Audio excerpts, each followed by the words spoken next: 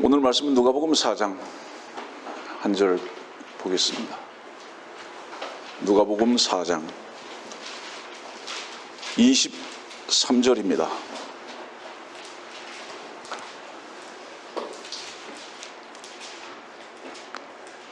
누가복음 4장 23절. 또 주께서 그들에게 말씀하시기를 진실로 너희가 의사야 너나 고치라 하는 속담을 들어 우리가 당신이 카버나움에서 행하였다고 들은 그 모든 것을 여기 당신의 고장에서도 행하여 보라고 나에게 말하리라고 하시더라. 5장으로 넘어갑니다. 누가복음 5장 30절부터 32절까지. 그때 서기관들과 바리새인들이 주의 제자들에게 불평하여 말하기를 어찌하여 너희는 세리들과 죄인들과 함께 먹고 마시느냐고 하니 예수께서 대답하여 그들에게 말씀하시기를 건강한 사람들에게는 의사가 필요 없지만 병든 사람들에게는 필요하니라. 나는 의인들을 부르러 온 것이 아니요 죄인들을 회개에 이르게 하려고 왔노라고 하시더라.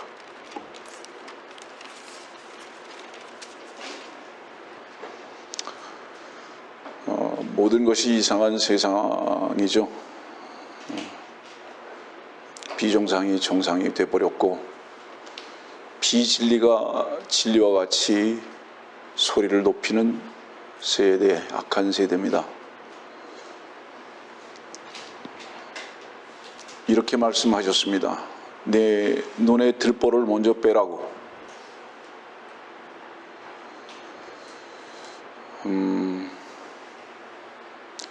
의사 노릇하는 사람들이 너무 많습니다.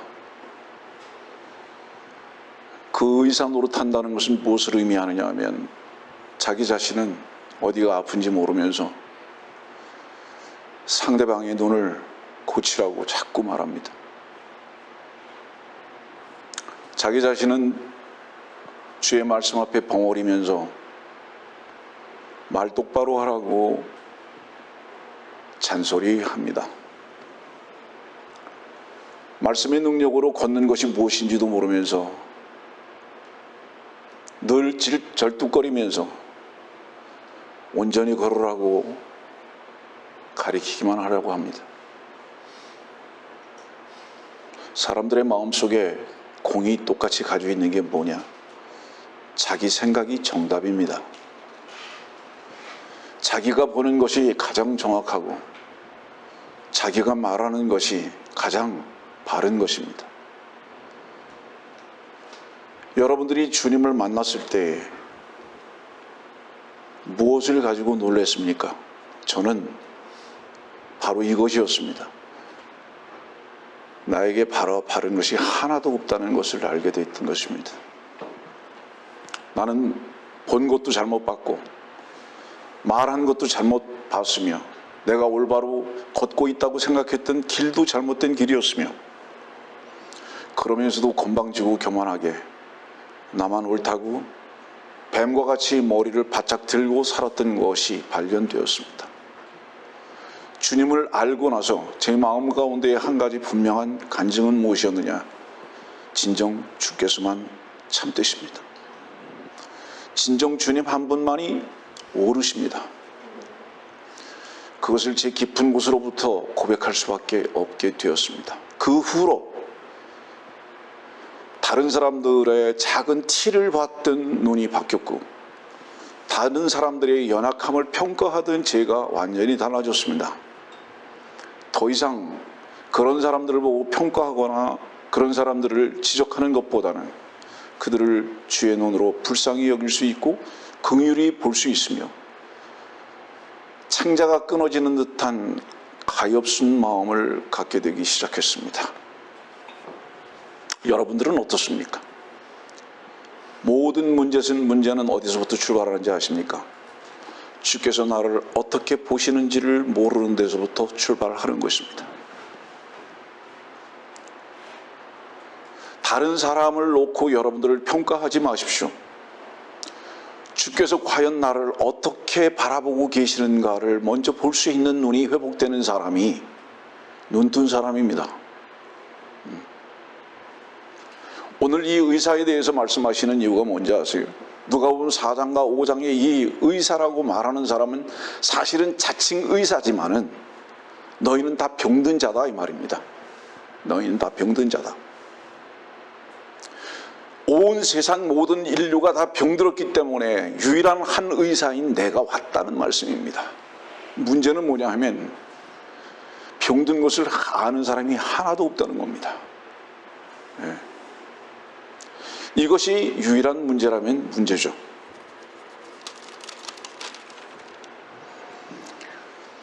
아들 녀석이 제가 한국에 너무 오래 있게 되니까 집을 하나를 좀 보라고 그래서 이 목사님과 함께 집을 보려고 이곳저곳 여러 곳을 다녀봤습니다. 한국의 집과 미국의 집의 차이점을 잠깐 설명을 하자면 한국의 집은 정원도 잘 꾸며놓은 것 같고 외관도 아주 아름답게 보여지는데 막상 집 안에 들어가면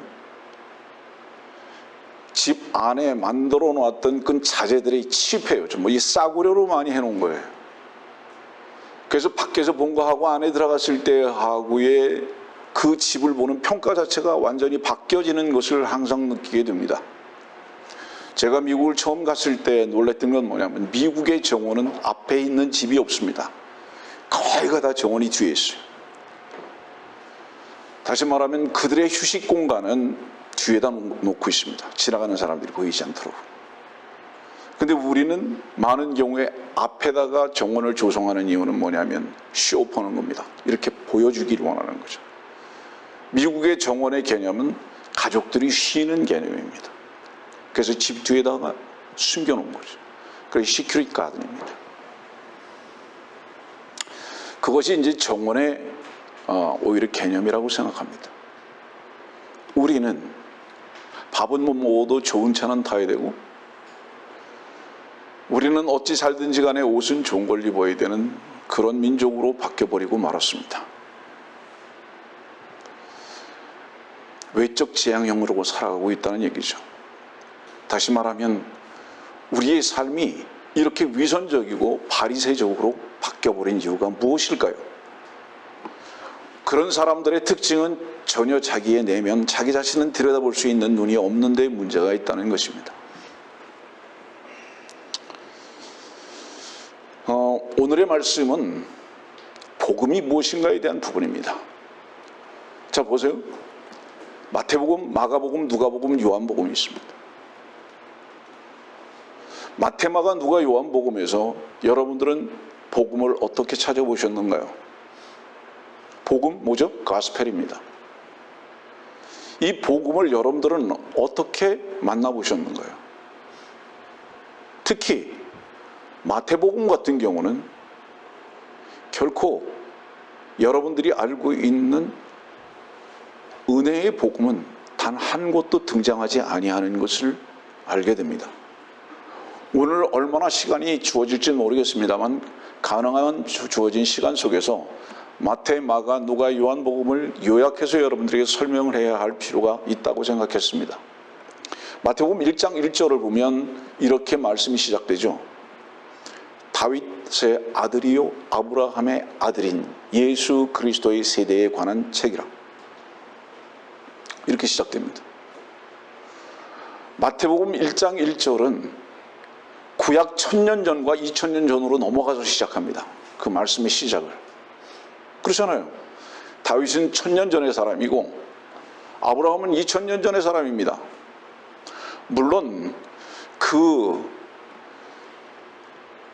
적시된 이름이 바뀐 것에 대해서 여러분들은 혹시 아마 들으셨을 거예요. 제 설교 중에 마태복음이라는 설교의 제목을 보면 그 이유를 정확하게 설명을 해놓고 있지만은 그 이유가 뭐냐 하면 마태복음은 왜 1장 1절부터 구약으로 넘어가서 과거 속에서 출발을 하느냐 이 말이에요.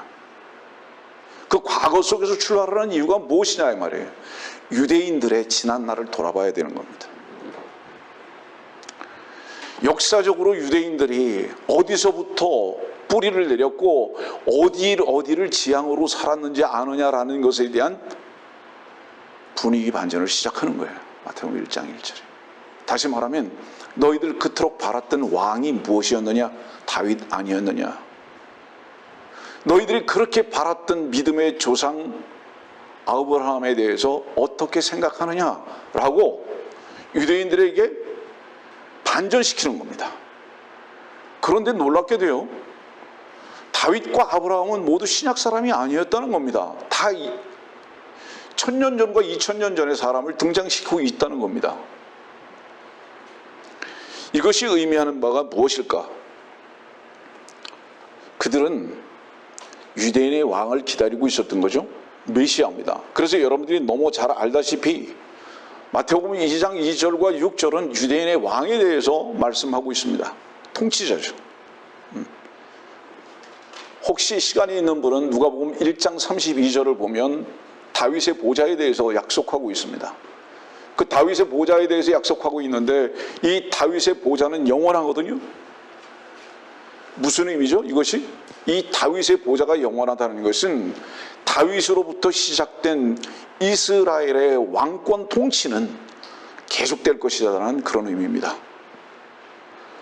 이건 변함이 없어요. 근데 여러분들이 한 가지 오해하면 안 되는 것이 뭐냐면 계시록 3장에 보면 하나님의 보좌가 나옵니다. 그러니까 다윗의 보좌하고 하나님의 보좌는 같은 게 아니에요. 달라요. 우리들이 성경을 공부해야 하는 것 중에 하나가 뭐냐 하면요, 많은 경우에 그냥 대충 넘겨버리려고 하는 습관에 젖어서 종교 생활을 했습니다. 그 대충 넘겨서 신앙생활을 하려고 했던 그 습관은 어디에서 기인하는지 아세요?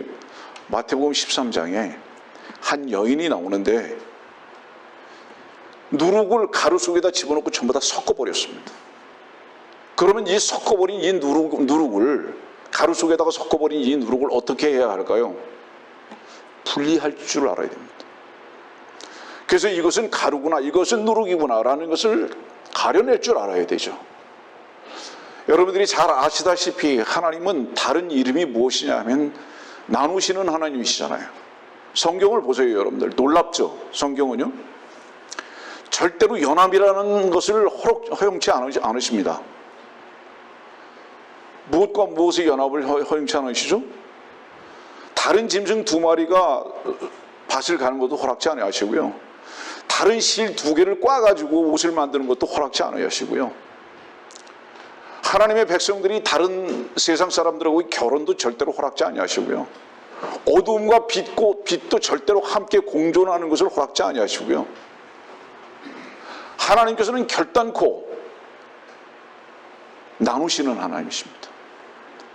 그래서 구원받았던 성도들은 어두움에서 불러내어진 무리들입니다. 그러면 여러분들은 설교를 들으면서 한 가지 주의해야 할 것이 무엇이냐면, 듣는 것보다는 그 말씀 속에서 여러분들의 위치를 언제나 확인할 수 있어야 됩니다. 저 말씀 속에 나의 위치는 어디에 가 있는가라는 것. 그렇지 않으면 그냥 지나가게 되어 있습니다. 그리고 한 가지 또 부탁하는 것은 뭐냐면, 저 목사의 설교가 사사로움인가, 사사로움의 해석인가, 아니면 정확한 성경의 말씀에 근거를 둔 해석이고 또 영적인 생명의 말씀인가에 대해서 민감하고 예리한 칼날 같은 눈으로 바라보고 분석할 줄 알아야 합니다. 그러려면 어떻게 해야 되죠? 여러분들이 성경을 공부를 해야 할 뿐만 아니라 말씀 앞에 심각하고 민감할 줄도 알아야 하는 겁니다. 그래서 결국은 뭐냐 하면 다윗의 보좌와 하나님의 보좌는 분명히 다른 것인데요, 우리 마태복음 넘어갑시다. 한번 봅시다. 마태복음을 2장으로 가보고요, 그 다음에 3장으로 또 넘어갑니다.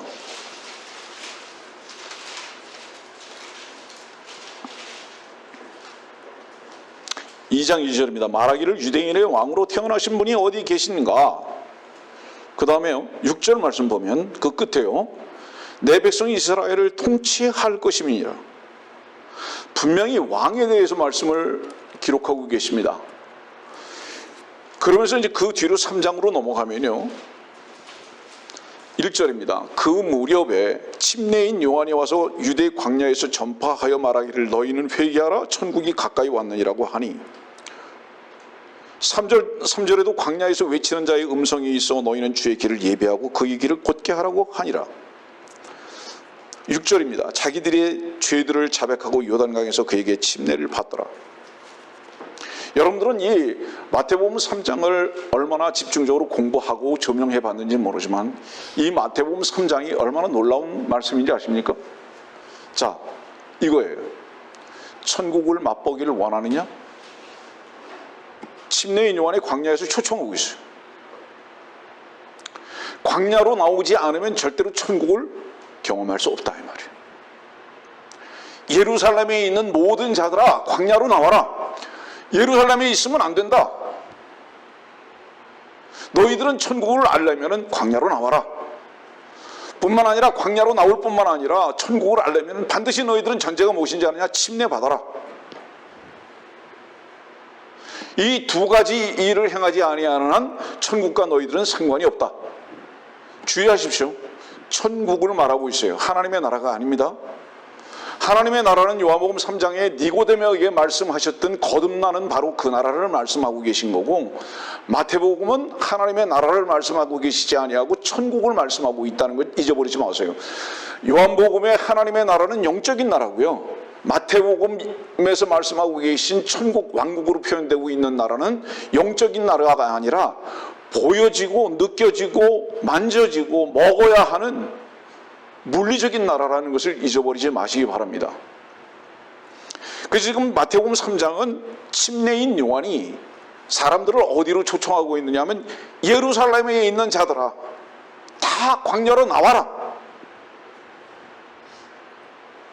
살고자 하느냐? 아니다. 너희들이 침례를 받고 죽어야 된다. 지금 이렇게 말씀하고 계신 거예요. 다른 표현으로 얘기하죠. 이스라엘 백성들을 출애굽기 11장에서부터 출애굽이 시작되는데, 저기 6월절이 시작되는데, 6월절을 통과하고 나서 홍해로 대로 들어가서 죽여버리고요. 또 광야에서 또 다 죽여버립니다. 이 말씀의 뜻은 무엇일까요? 이스라엘 백성들아, 너희들은 절대로 죽지 않으면 안 된다. 전제가 뭐냐? 죽어야 되는 것이다. 성도들이요, 우리가 주님을 누리고 만나는데 유일한 길이 어딘지 아세요? 십자가인 이유가 뭔지 아세요? 죽지 않으면 살아계신 하나님을 만날 방법이 없다는 겁니다.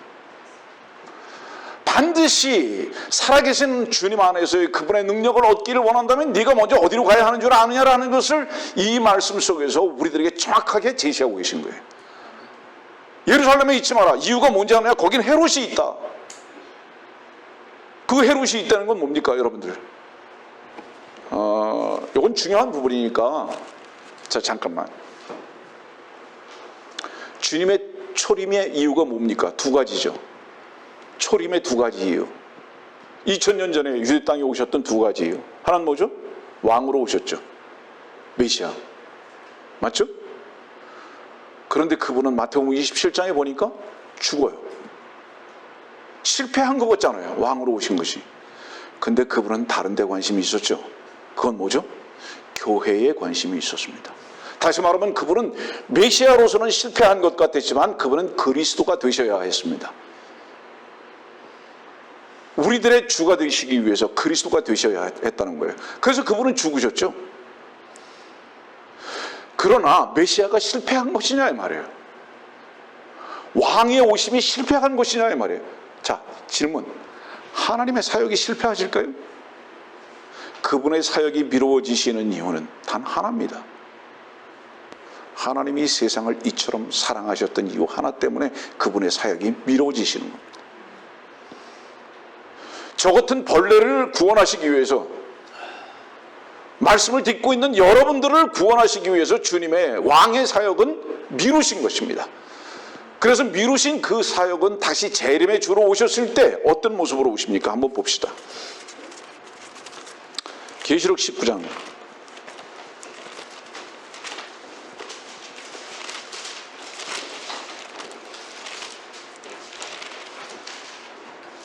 계시록 19장 13절, 14절, 16절입니다.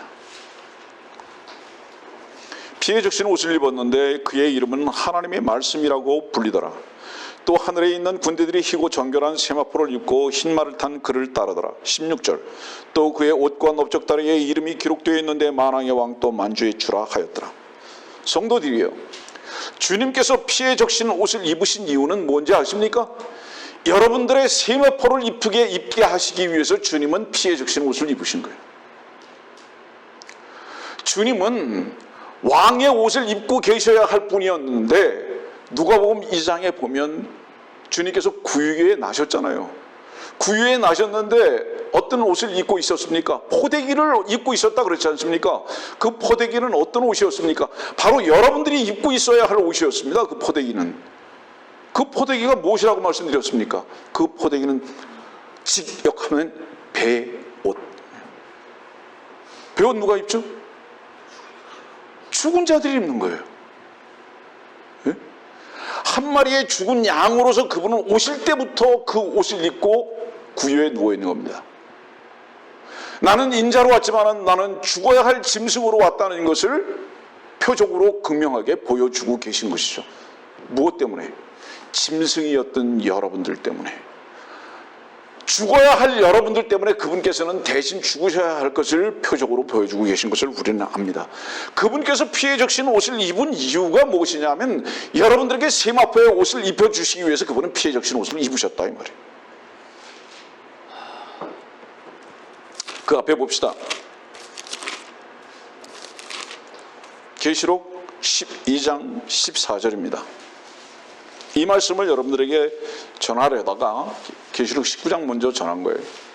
계시록 12장 14절의 말씀을 보면 그때 그 여인이 큰 독수리의 두 날개를 받았는데 이는 그녀가 광야에 있는 자기 처소로 날아가서 그곳에서 그 뱀의 낯을 피하여 한 때와 두 때와 반 때를 부양받으려 함이더라.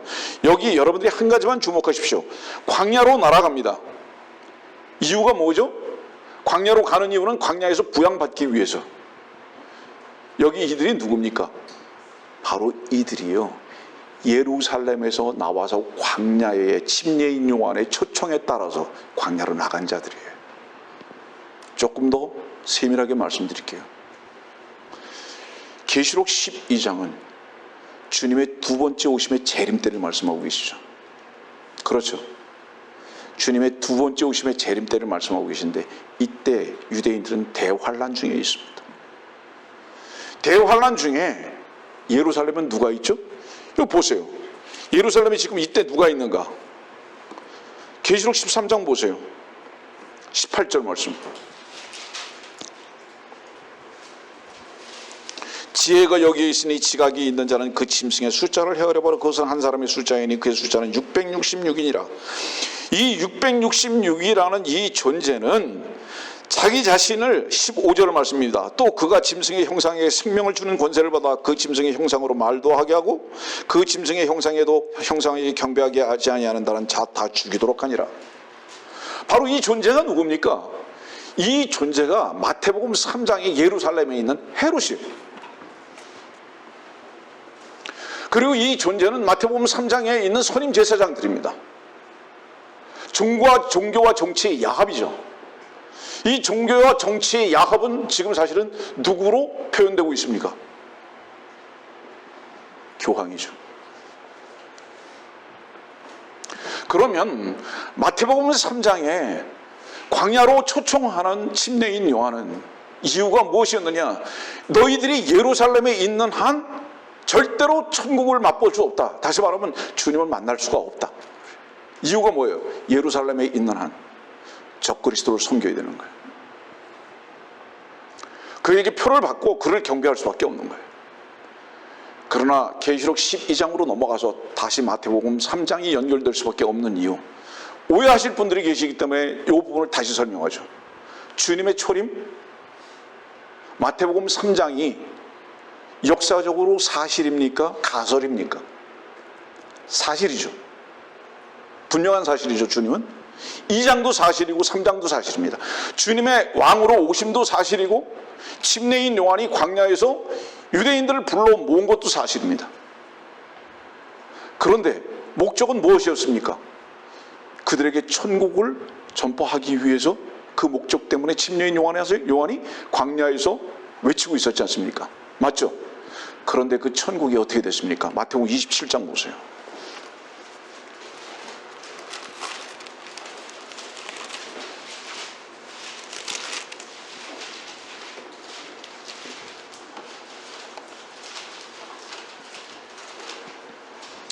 (37절입니다) 주의 머리 위에 이 사람은 유대인의 왕 예수라고 쓴 죄명을 붙여더라. 유대인의 왕 예수가 죽어요. 유대인의 왕 예수가 죽는다는 것은 무엇을 의미합니까? 천국이 취소된 것 같아요. 천국이 헤롯에 의해서 뺏긴 것 같아요. 그러나 하나님은 결코 실패하지 않으시죠. 아까도 말씀드렸죠? 천국을 뒤로 미루셨을 뿐이죠. 무엇 때문에? 바로 형제들 때문에. 그래서 주님은 죽으셨습니다.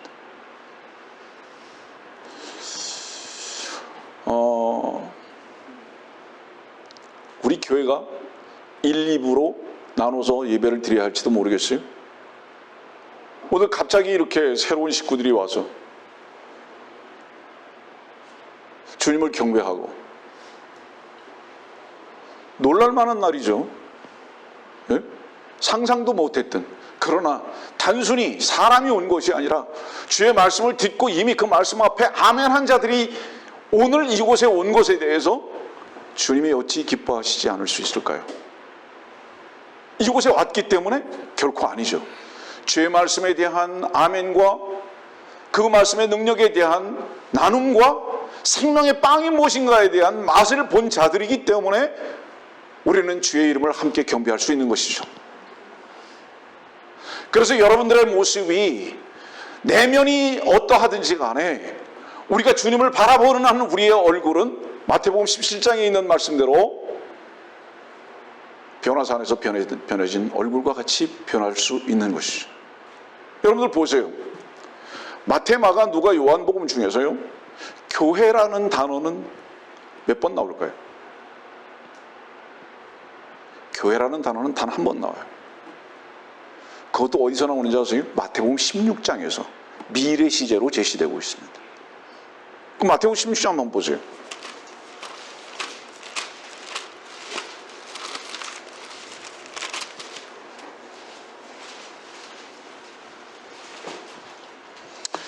마태복음 16장 18절입니다.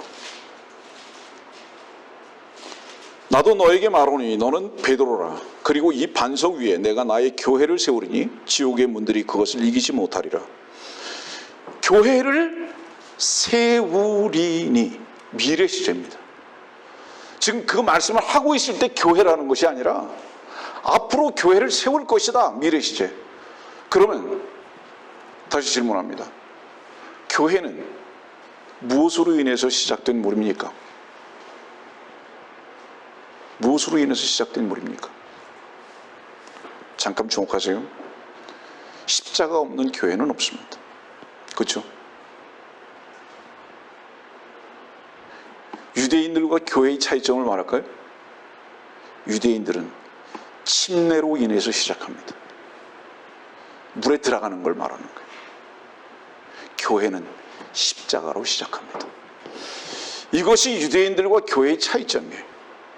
다시 말하면 그리스도인들은 침례식을 했다고 해서 구원받은 거 아니에요. 침례식은 베드로 사도가 말씀하셨듯이 구원받은 자들이 선한 양심에 하나님을 향해서 반응하는 것일 뿐이에요. 저는 나와 세상은 부인했습니다. 끝냈습니다. 이제는 주를 향해서 소망을 가지고만 살겠습니다라는 반응일 뿐이지 그것이 구원의 표가 아닌 거예요.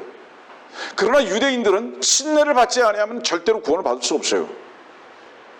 이 부분도 놓칠까 봐 제가 잠깐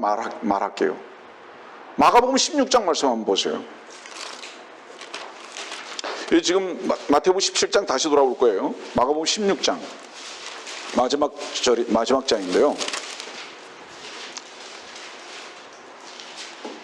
마가복음 16장 16절입니다. 15절과 16절인데요. 또 주께서 그들에게 말씀하시기를 너희는 온 세상에 가서 모든 피조물에게 복음을 전파하라. 믿고 침례를 받는 자는 구원을 받을 것이나 믿지 않는 자들은 정죄함을 받으리라. 질문 16절부터입니다. 여러분들은 믿고 침례를 받아서 구원을 받았습니까? 아니면 믿고 구원을 받았기 때문에 침례를 받았습니까? 순서 바꾸지 마세요. 마가복음 16장은 16절에 분명히 이렇게 말씀하세요. 믿고 구원을 받았기 때문에 침례를 받아라 이렇게 말씀하지 아니하시고 믿고 침례를 받는 자는 구원을 받는 거예요. 이건 교회 시대를 말하고 있는 거 아니에요? 주목하세요. 성경 만만치 않습니다, 여러분들. 많은 사람들이 성경을 대충 이걸 넘기려고 하는 이유는 뭐냐면 가르치는 자가 대충 가르치고 배우는 자도 그냥 대충 넘어가려고 하다 보니까 편하게 하자 그러다 보니까 그래요. 여러분들 자유로운 거하고 편한 거하고 달라요. 참된 자유함을 알려면 진리의 말씀을 바로 알아야 돼요. 편하게 살라고 하면 그냥 누워있으면 될지 모르지만 아시겠습니까 여러분들? 여기 말씀 보니까 믿고 침례를 받는 여러분들 자의적으로 이 순서 바꿀 수 없어요. 누구도. 하나님의 말씀이에요. 믿고 구원을 받아서 그 다음에 침례 받았잖아요. 여러분들 그렇지 않습니까? 근데 여기는 보니까 믿고 침례를 받아야 구원을 받아요. 순서가 바뀌었어요. 그럼 이건 무엇을 의미하죠? 대상이 교회도 아니고 시대가 지금 시대도 아니라는 말이에요. 지금은.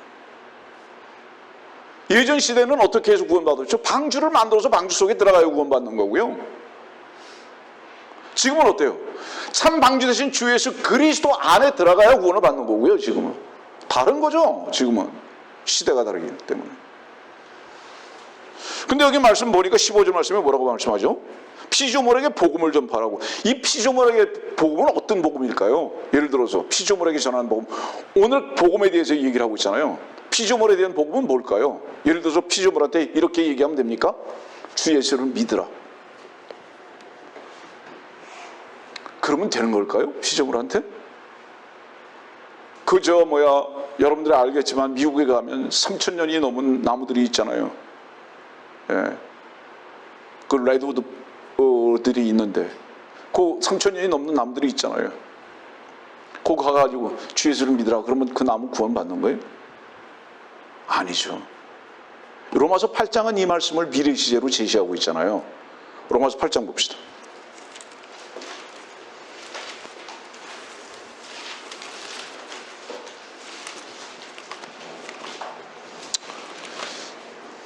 제가 한 가지 욕심이 있어요. 성경을 가르치는데 욕심이 있어가지고 시간이 얼만큼 지나가는지 잘 모르는 것은 제가 큰 흠이긴 하지만 가끔 시계 보면서 하니까 너무 걱정하지는 마세요. 로마서 8장 19절입니다. 피조물이 간절한 기대를 가지고 하나님의 아들들이 나타날 것을 기다리고 있나니. 기다리고 있어요. 2000년 전에 지금 기록하신 로마서에 있는 말씀에 하나님의 아들들이 나타날 것을 기다리고 있대요. 과거 시제도 현재 시제도 아니고 미래 시제를 지금 가지고 있는 거예요. 소망하고 있는 거예요. 이는 피조물이 허무한데 굴복하는 것은 자기가 아니요. 지금 현재는 굴복하고 있다 이 말이에요. 지금 현재는 굴복하고 있다. 그러나 미래 시제 속에서는 분명히 피조물이 기다리는 게 있다. 왜냐? 21절 이는 피조물 자체도 그 썩어짐의 속박으로부터 해방되어 하나님의 자녀의 영광스러운 자유에 이를 것이기 때문이라. 그때는 언제냐? 23절입니다. 그들뿐만 아니라 성령의 첫 열매들을 가진 우리까지도 속으로 신음하며 양자되는 것 곧 우리 몸의 구속을 기다리고 있느니라. 25절 그러나 만일 우리가 보지 못하는 것을 바란다면 인내로 기다릴지니라. 로마서 8장에 19절부터 계속 말씀하시는 건 뭐냐면 기다리라. 미래의 소망을 계속 말씀하고 있어요. 그때가 언제죠? 하나님의 아들들이 나타날 그때. 19절에 이게 이 하나님의 아들들이 나타나는 것이 뭐죠? 지난주 설교죠. 우리들의 몸의 구속입니다. 우리들의 몸의 구속은 뭐죠? 우리 몸이 변화되는 것이죠. 지금 춥고 덥고 아프고, 형제, 아내 사랑하셔야 돼요. 아내가 아프면 업고 다녀야 돼. 우리 참을 그렇게 좋아하는데. 자, 우리 몸이 변하면 그 모든 것이 다 자유하죠. 데살로니가 교회에 편지하시기를 뭐라고 편지하셨죠? 한번 봅시다. 데살로니가 전서 5장 23절입니다.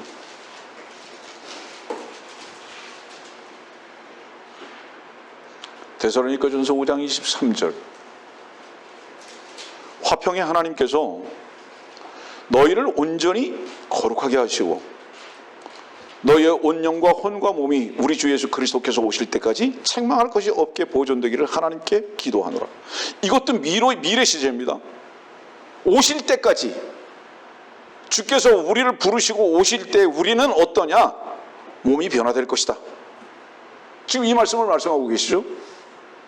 그러면 피조물에게 복음을 전파하라는 이 말씀은 무슨 뜻인지 아세요? 마가복음 16장에 있는 이 말씀이, 형제여 자매여 몸이 이제 변화됐다. 우리 몸이 구속이 이루어졌다. 고로 피조물도 다 허무한데 굴복하는 것이 다 끝났다. 바로 이때를 말하는 거죠. 예. 우리 앞에 있죠.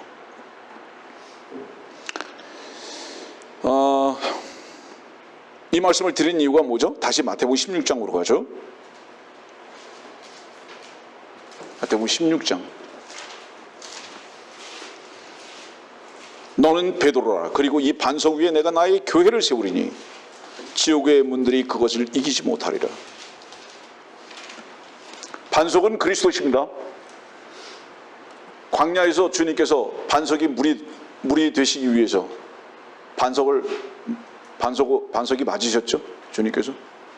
여기 이 반석은 뭔지 아세요? 전제가 뭔지 아세요? 주님의 징벌입니다. 주님이 하나님 아버지로부터 우리가 받아야 할 대신 징벌을 받지 아니하신다면, 그 등의 채찍을 대신 맞지 아니하신다면, 그 옆구리에 창으로 대신 찔리지 아니하신다면 반석이 될 수 없다. 교회는 그때부터 시작되는 거다. 지금 이 말씀을 하고 계시죠.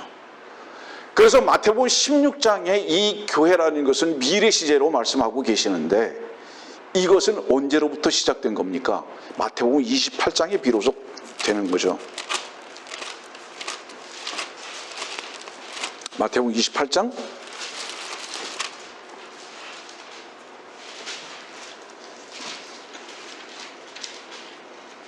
28장 1절입니다. 안식일이 끝날 무렵 그 주의 첫날 새벽이 시작될 때, 안식일이 끝나야 합니다. 여기서 안식일이 끝나야 한다는 것은 무엇을 의미하느냐? 하나님의 십계명이라는 계명이 끝나는 거예요. 여러분들 계명을 뭐라고 그러죠? 다른 면으로는 율법이라고 말하죠. 주님께서 율법을 완성하신 이유가 뭔지 아십니까? 주께서 그 율법의 모든 요구를 혼자 다 이루시고, 그 율법을 이루지 못한 우리를 위해서 대신 죽으시고, 안식 후 새벽 첫날에 일어나셨다는 것은 무엇이냐면, 이제 모든 것이 새롭게 되었도다라는 것에 대한 선포입니다. 더 이상 너희들이 율법과 양심에 붙들려서 사는 그런 어리석은 삶을 살지 마라. 그 모든 요구는 내가 다 이루었다라고 선포하시는 거예요. 이 선포가. 그럼 이 선포가 언제 이루어졌습니까? 주님께서 십자가에 지고 나서. 마태복음 27장은 주님께서 십자가에 지셨잖아요. 그 앞에 보세요. 마태복음 26장은 여러분들이 혹시 아는 분들도 계시지만 아는 분들도 인내를 하고 다시 한번 복습한다는 생각으로 읽어보세요. 마태복음 26장 28절입니다. 마태복음 26장 28절. 이는 이것이 죄들을 사하심으로 인하여 많은 사람을 위해 흘리는 나의 새 언약의 피이기 때문이라. 영어로 이것은 New Testament라고 기록되어 있습니다. 신약이죠. 내가 너에게 말하노니 이제부터 내가 너희와 함께 내 아버지의 왕국에서 새 것으로 마시는 그날까지 이 포도의 열매에서 나는 것을 마시지 아니하리라고 하시더라고요. 주님이 죽으실 것을 말씀하시죠. 6월절 날 그날 저녁입니다. 이거는 요한복음 13장에 나오는 그 말씀인데요. 그리고 주님은 어때요? 죽으셨죠. 피 흘리셨죠. 신약을 시작하고 계십니다. 그리고 그 신약은 뭐죠? 출발점이 어디예요? 아까 말씀드렸죠. 교회는 침례가 출발점이 아니라 십자가다. 아멘입니까? 네. 그리고 그 십자가로 인해서 그분은 다시 사시죠. 무슨 의미죠? 죄들이 제거되고 새 생명으로 다시 시작하시는 이 기점이 마태복음 26장부터 27장부터 28장으로 연결되어지는 것입니다. 그러면 마태복음 1장은 결코 신약이 아니라는 게 교리적으로. 그럼 편제상으로 마태복음 1장을 지금 신약으로 편제해 놓은 이유는 무엇이냐? 왕국에 대한 말씀을 지금 하고 계신 거예요. 그러면서 19절 말씀, 마태복음 28장 19절의 말씀 보니까 이렇게 말씀하시잖아요. 마태복음 28장 19절. 그러므로 너희는 가서 모든 민족들을 가리키고 아버지와 아들과 성령의 이름으로 침례를 주며. 여기 침례를 주는 것도요, 가서 모든 민족들을 가르치고 그러잖아요. 이전까지는, 마태복음 28장 이전까지는 모든 주님의 사역이 유대인들입니다. 100% 유대인들이에요. 여러분들 보세요. 예를 들어서 사람들이 성경에서 제일 좋아하는 성경 중에 하나를 어디를 많이들 꼽는지 아세요? 마태복음 5장부터 7장까지. 그거 뭐죠? 산상설교. 산상설교에는 은혜의 복음은 눈꽃만큼도 찾아볼 수 없습니다. 이렇게 해, 안 하면 저주. 이렇게 해, 안 하면 저주. 이렇게 해, 했으면 복. 모든 게 다 조건적입니다. 은혜와 율법의 사이가 뭔지 아세요, 여러분들? 율법은 우리들에게 요구하신 것을 행하면 복이고 행치 않으면 저주인 것입니다. 은혜는 무엇입니까? 그 모든 요구를 주께서 홀로 다 감당해 버리신 거예요. 그리고 그 결과인 복을 우리들에게 주신 것입니다. 그래서 마태복음 5장부터 7장이라는 산상설교를 사람들이 좋아하는 이유가 뭔지 아세요? 해야지라는 이 자기 최면의 개념이 사람들 속에 전부 다 있기 때문인 거예요. 다시 말하면 오늘의 말씀에 의하면 뭐죠? 다 의사가 되고 싶은 거예요. 너 왜 거기 아파? 너 왜 그렇게 살아? 너 뻔때를 좀 보여줘야 돼. 예, 뻔때를 보여주고 싶은 사람이요. 당신의 뻔때를 누가 보여주실지 압니까? 인간의 모든 뻔때를 보여주실 수 있는 분은 심판주 한 분이시다. 예. 제가 자주 말하잖아요. 지난번에 우리 형제 우대 얘기했듯이 내가 다른 사람들을 용서할 자격이 없는 이유는 뭔지 아느냐? 나는 하나님께 모든 사람들에게 빚진 자로만 계산되고 있기 때문에 내가 누구를 용서하냐? 빚을 가지고 계신 분은 주님 한 분뿐이시기 때문에 그분만이 우리를 용서하실 수 있는 분이시다. 이렇게 고백할 수 있는 거죠. 이 고백을 어떻게 할 수 있을까요? 주님 안에서 자기라는 존재가 발견된 사람만 가능합니다. 나는 마땅히 저주받을 수밖에 없는 존재다. 이것을 발견한 것이에요. 주의 말씀으로. 여러분들 시편 22편에 보면요. 잠깐 찾아봅시다.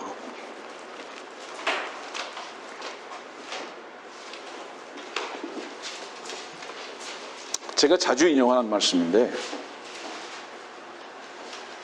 오늘 말씀이 다 끝나지 않으면 약속할게요. 다음 주로 연결해서 말씀드릴게요. 왜냐하면 오늘 아무래도 말씀이 다 정리가 안 될 것 같아요. 이제 지금 마태복음도 못 끝났잖아요. 시편 22편 1절 보면 제목을 이렇게 했습니다. 아엘렛 샤할로 악장에게. 이게 무슨 뜻이냐면 아침의 사슴입니다. 이 뜻이 아침의 사슴이라는 뜻인데 나의 하나님 어찌하여 주께서는 나를 버리셨나이까. 근데 6절 말씀 보니까 그러나 나는 벌레요 사람이 아니라 사람들의 비방거리요 백성들에게 멸시거리니라. 나를 보는 자는 다 조롱하며 비웃나니 그들이 입술을 내밀고 머리를 흔들며 말하기를. 잠깐 주목하세요. 주님이 벌레가 되시고 아침에 사슴이 되시는 이유는 뭘까요? 그분이 비방거리가 되셨던 이유가 뭘까요? 착각하지 마세요. 누가 당신을 비방한다고 억울해하지 마세요. 누가 여러분들을 벌레 밟듯이 밟는다고 해서 소리 지르지 마세요. 주님은 도살장으로 끌려가는 양이었지만 아무 소리도 내지 않으셨어요. 그분은 아침에 사슴이었지만 그 뒤로 보니까 뭐죠? 12절 보세요. 시편 22편 12절. 황소가 나오고요. 13절에 사자가 나오고요. 16절에 개들이 나와요. 이게 뭐죠? 이게 종교인들이에요. 이게 바리새인들이고요. 이게 자기 눈에 들 뻔은 모르는 자들이에요.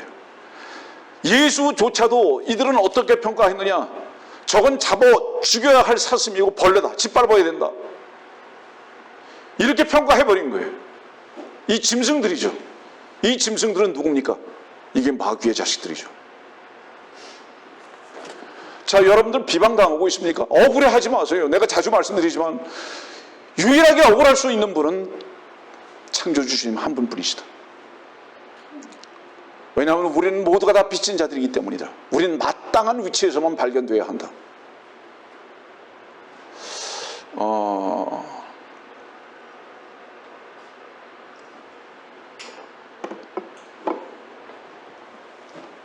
2년 전, 정확히 2년 전입니다. 제가 한국에 왔습니다. 인천공항에서 비행기에서 내리는데 형사 둘이 기다리고 있다가 나를 체포해가지고 인천공항 경찰대로 데려가고 남대문 경찰서에 들어가서 포승줄에 묶여가지고 수갑 채워서 1박 2일 동안 조사를 받고 수사관이 저를 내보내주면서 목사님 기도 많이 하셨습니까? 내가 웃었습니다. 그때 우리 목사님과 몇몇 분들이 저를 면회하러 오셨죠?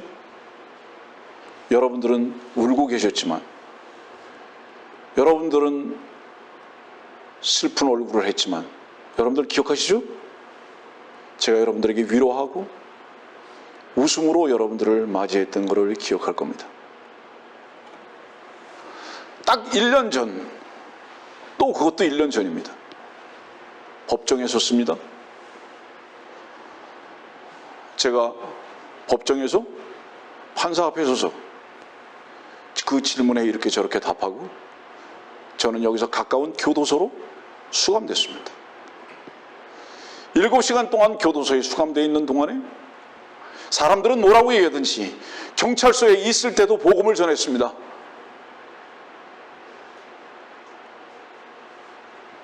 참 놀라워요. 내가 생각할 때도 7시간 수감을 했는데 7시간 여기 교도소에 수감했는데 거기 저를 포함해서 8명이 있었어요. 그 좁은 방에.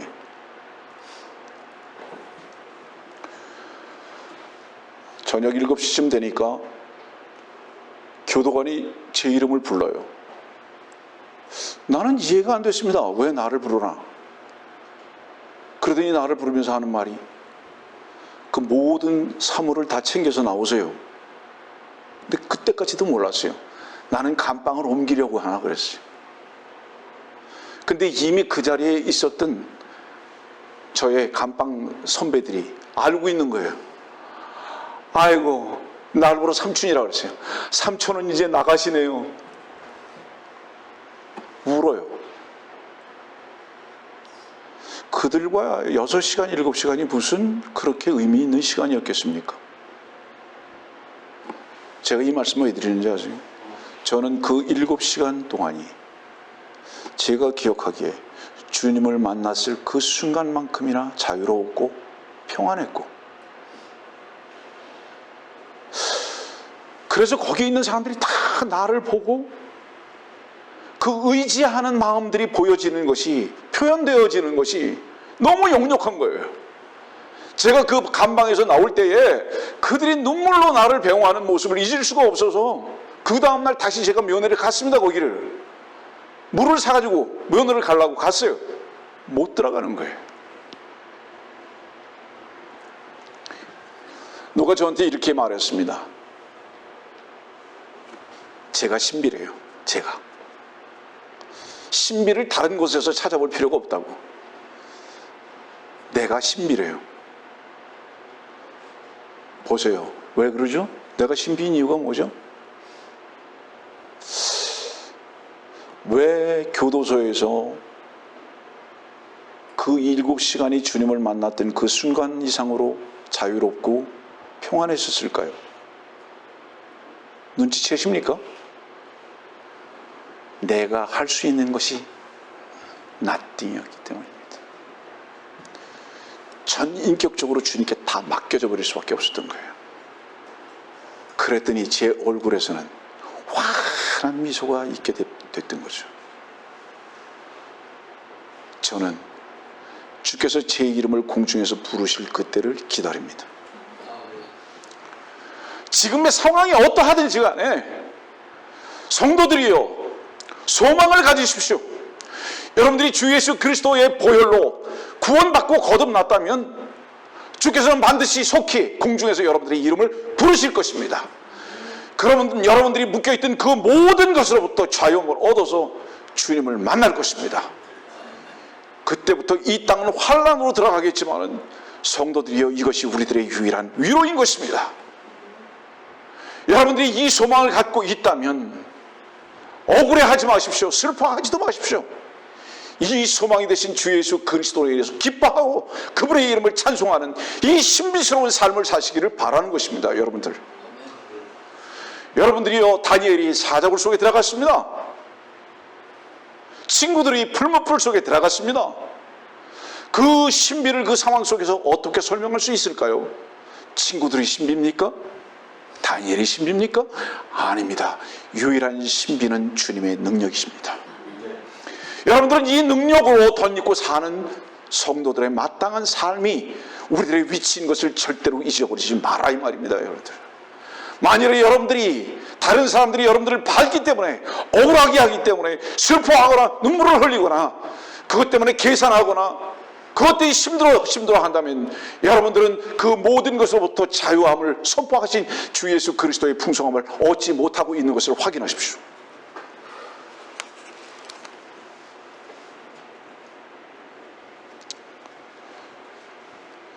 어떡하죠?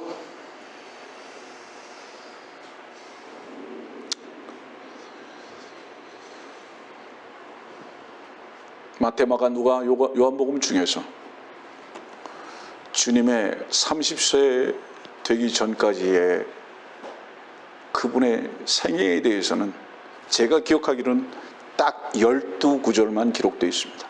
누가복음 4장에. 그 전에는 주님의 어렸을 적 30세 될 때까지의 행적은 기록되어 있지 않죠. 부족합니까? 주님이 여자친구를 만나셨을까? 주님은 혹시 보리밥은 드셔보신 적이 있으실까? 뭐가 궁금합니까?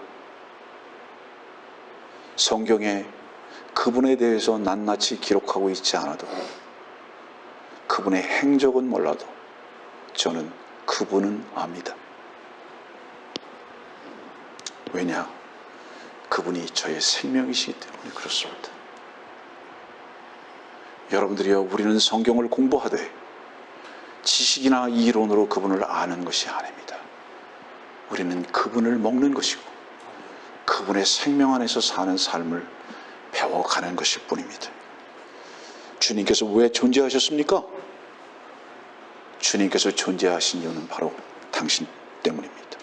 우리가 만일에 그리스도 안에 있다면 우리는 모든 것으로부터 자유한 것입니다. 주님께서 다시 오실 것을 믿습니까, 여러분들?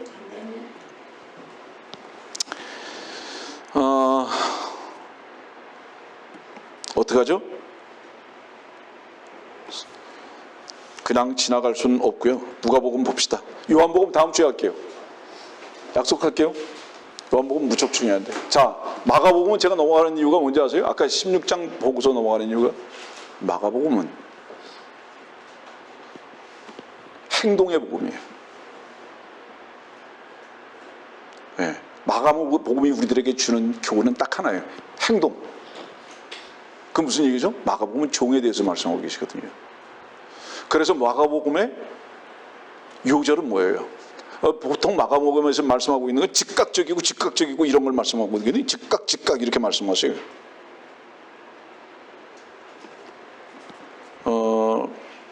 주님께서 뭐라고 말씀하셨죠? 마가복음에 인자가 온 것은 섬김을 받으러 온 것이 아니라 섬기러 왔다고 말씀하세요. 마가복음은 주님께서 어떤 모습으로 오신 것을 말씀하고 계신지 아세요? 선지자로 오신 것을 말씀하시는 거예요. 마태복음은 왕으로 오신 걸 말씀하고 계시죠. 마가복음은 선지자로 오신 것을 말씀하시는데요. 선지자는 뭔지 아세요? 선지자의 두 가지 기능을 말씀드릴게요.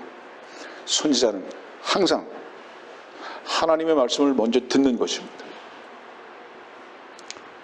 들은 것을 어떻게 하죠?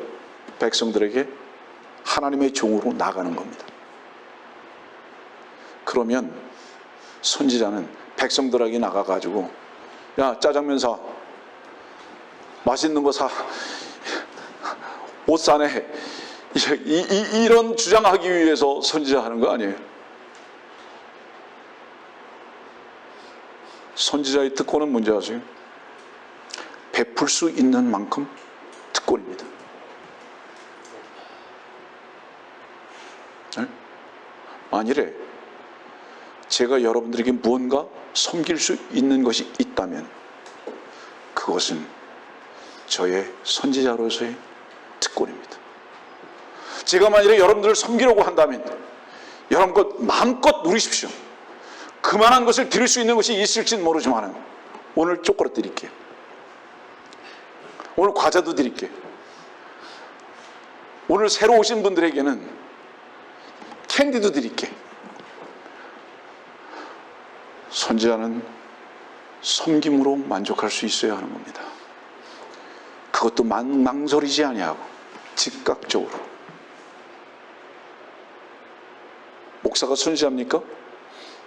그런 위치에 있을 수 있습니다. 목사는 무엇을 얻을까를 계산하는 자가 아니라 내가 가지고 있는 것이 무엇이 있을까? 왜? 형제들을, 자매들을 섬기기 위해서. 그것을 계산할 수 있는 위치에 있어야 하는 것이 선지자다. 마가복음 요 정도로 정리하고요. 이제 누가복음으로 갑니다. 자, 누가복음으로 가면 누가복음의 가장 중요한 그 요절이 뭐죠? 누가복음 19장 봅시다.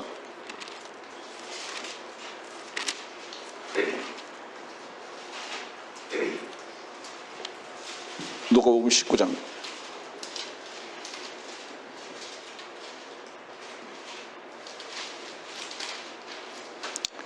10절입니다.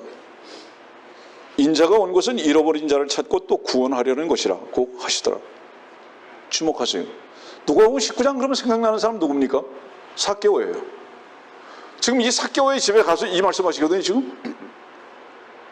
그래서 삭개오는 그 집이 그날 구원이 이르렀어요. 난 너 만나러 왔어. 내가 하늘에서 온 이유가 뭔지 알아? 바로 너 만나러 왔어.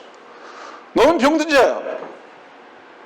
어떤 병이 들었는지 아냐? 넌 문둥병이 들어가지고 바리새인들과 같은 사람들이, 서기관들과 같은 사람들이 네 곁을 주질 않아.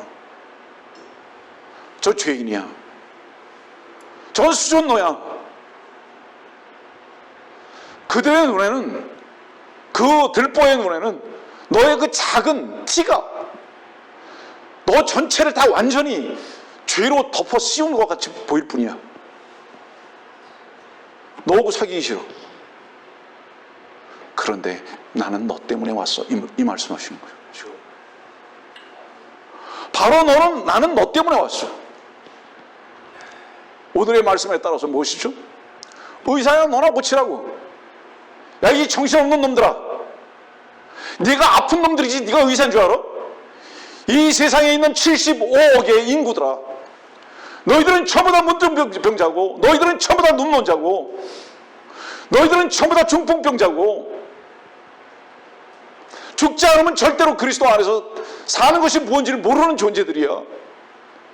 성도들이여, 우리가 은혜를 받았다면 이유가 무엇일까요? 죄를 안 것일 뿐이죠.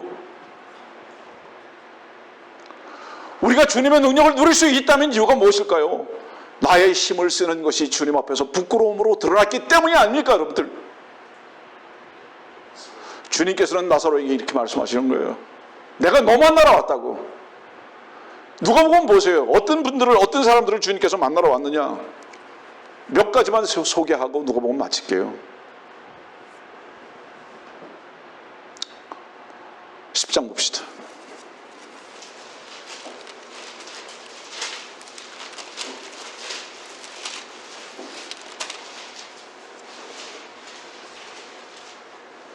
(30절) 예수께서 대답하여 말씀하시기를 어떤 사람이 예루살렘에서 여리고로 내려가다가 강도들을 만났는데 그들이 그의 옷을 벗기고 상처를 입히고 반쯤 죽은 채로 버려두고 갔더라. 주님의 옷 누가 벗겼죠? 종교인들이 벗겼죠? 그놈들이 강도예요. 33절 보세요. 그러나 여행하던 어떤 사마리아인이 그에게 와서 그를 보고 가엾게 여겨. 잠깐 주목하세요. 강도를 만나서 반쯤 죽은 채로 여러분들의 자신의 모습이 가엾게 여겨져 본 적이 있으십니까? 저는 어느 정도로 제 자신이 가여웠는지 아십니까? 살 이유가 없다. 너무 가여운 거예요, 지금. 저에게서 살 이유를 조금도 찾을 수 없는 거예요. 다른 사람들은 나를 어떻게 평가하든지 간에 나는 도저히 살 이유가 없다는 것을 알게 되기 시작했습니다. 나는 참으로 가여운 자다. 어느 정도로 가여운 겁니까, 여러분들? 이 가엽다는 표현을 여러분들에게 설명드린 적이 있잖아요. 단장의 아픔이다. 장이 끊어지는 것과 같은 아픔이다. 그런데 성경에 누가 보면 이 가여운 것을 또다시 말씀하고 있죠. 누가복음 15장 보세요.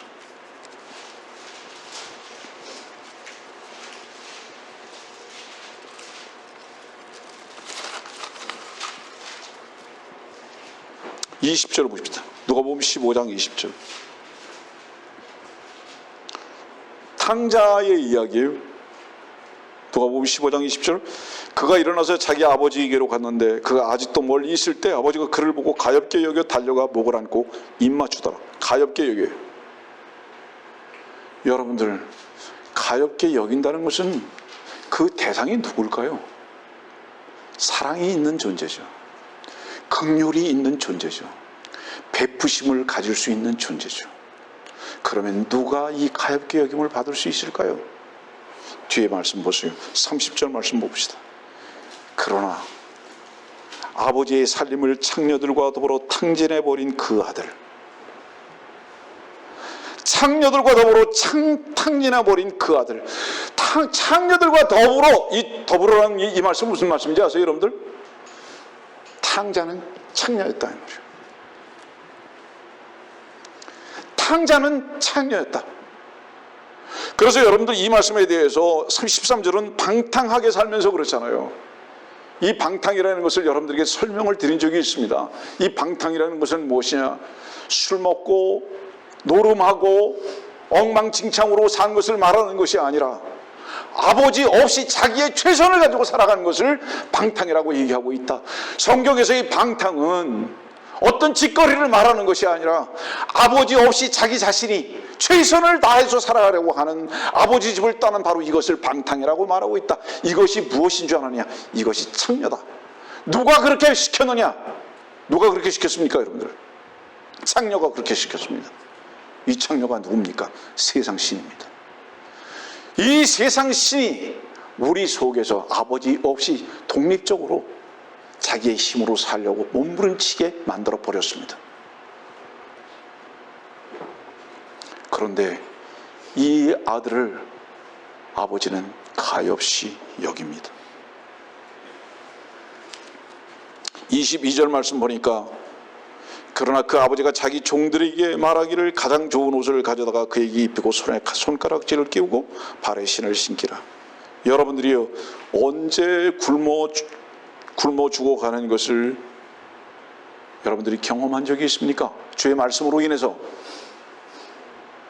언제 참으로 참된 마음으로 주님 앞에 나는 죄인이로소이다 라고 고백해 본 적이 있습니까? 여기서 죄인이로소이다, 이건 뭔지 아세요 여러분들? 나 손 하나 잘라내세요. 손으로 죄 졌으니까. 나 눈으로 죄 졌으니까 눈 빼주세요. 이걸 말하는 게 아니에요. 나는 머리부터 완전히 발끝까지 끝장내야 할 존재입니다. 나라는 자체가 죄입니다. 내 자신이 뱀입니다. 이 고백을 말하는 거예요. 죄인입니다라는 바로 이 고백이. 근데 주님께서는 신을 신기라고. 어떤 자매님께서 문자를 자주 보내주십니다. 그 문자로 인해서 제가 배울 게 많고 참 지혜가 많은 자매다라고 생각합니다. 그 자매가 주께서 오시면 우리는 신발을 벗고 걷지 않을까요? 이유가 무엇일까? 우리가 걷는 모든 길이 거룩한 길이니까 우리는 종으로서의 마땅히 신을 벗고 살지 않을까요? 제가 그 자매에게 이렇게 말합니다. 종은 이미 그때는 끝났습니다. 우리는 신을 신을 수 있는 아들로서 살 것입니다. 이렇게 제가 위로를 드립니다. 오늘은 시간이 많이 가서 말씀을 그만 정리해야 하겠습니다. 여러분들에게 약속드릴 수 있는 것은 다시 다음에 누가복음과 요한복음을 다시 여러분들에게 강론하겠지만, 특히 요한복음은 우리들에게 주시는 주님의 놀라운 복음의 말씀이 너무 깊게 많이 별들과 같이 진주와 같이 뿌려져 있다는 것입니다. 다음 주엔 이 말씀을 여러분들에게 전하기로 약속하고, 오늘 다시 이 자리에서 함께 주의 말씀을 들은 새로운 형제와 자매들에게 환영하는 마음과 감사함과 여러분들이 주님 안에서 말씀으로 인한 놀라운 이기심과 풍성함과 새 생명으로 인한 삶을 살 수 있는 분들이 되시기를 정말 간절히 기도하고 축원하면서, 여러분들이요, 오늘 마지막으로 이렇게 질문하면서 마칩니다. 당신은 의사가 아닙니다. 당신은 병자라는 것을 먼저 발견하십시오. 그때 유일한 의사이신 주께서 여러분들의 모든 것을 치유하실 것입니다.